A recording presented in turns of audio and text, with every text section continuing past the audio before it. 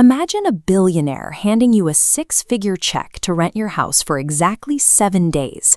That single check pays off your entire annual mortgage.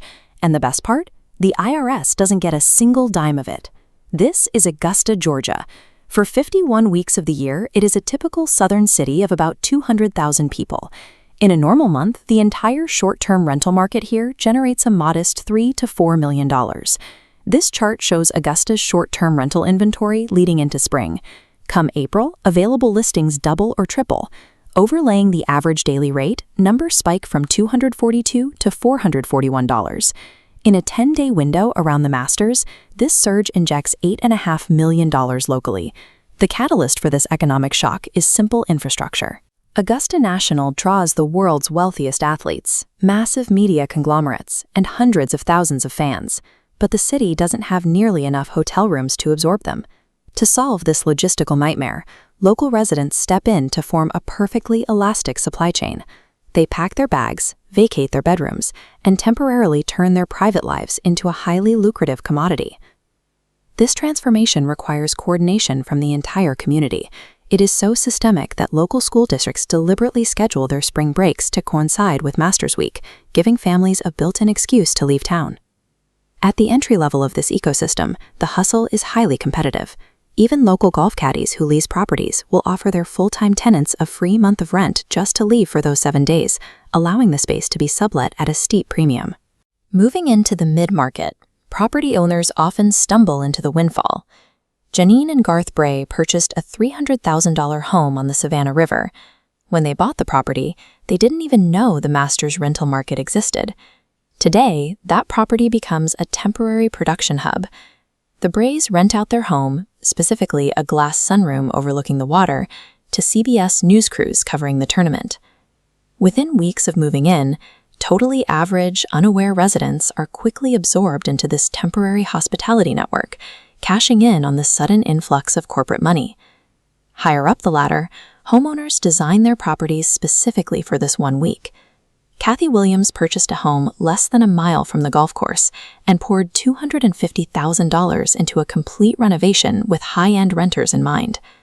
Because of her proximity and luxury upgrades, Williams commands $30,000 for a single week. Her property is so close to the action that she occasionally hosts the actual tournament players themselves. Then there is the apex tier of the market. Haley Mack owns an 8,000-square-foot custom estate in the historic Somerville neighborhood, fully equipped with a guest house, a golf simulator, and a private putting green. Mack's guests pay a massive six-figure sum and require strict non-disclosure agreements. The clientele can vary wildly. One ideal billionaire renter showed up, ate oatmeal, and caused zero issues. Another year, a well-known beverage company rented the house and trashed it so badly, Max swore she would never rent it again. But she changed her mind, driven by the math. Normally, pulling in a massive lump sum from a short-term rental triggers a heavy tax burden. But this specific market operates under a completely different set of rules. The higher the rental price climbs, the more critical this invisible tax shield becomes to the homeowner's profit margins, keeping every cent of those massive payouts completely legal and entirely tax-free. The secret to this tax-free windfall is found in Internal Revenue Code Section 280AG, which accountants call the Augusta Rule. If you rent out your personal dwelling for 14 days or less, that income does not need to be reported to the IRS. The rule's origins trace directly back to this specific tournament. In the 1970s, organizers successfully lobbied for the exemption to incentivize local residents to open their doors to Masters guests. Today, however, it is a nationwide federal law. Look at the IRS's own educational materials. This training slide outlines a taxpayer renting her Phoenix home for the Super Bowl.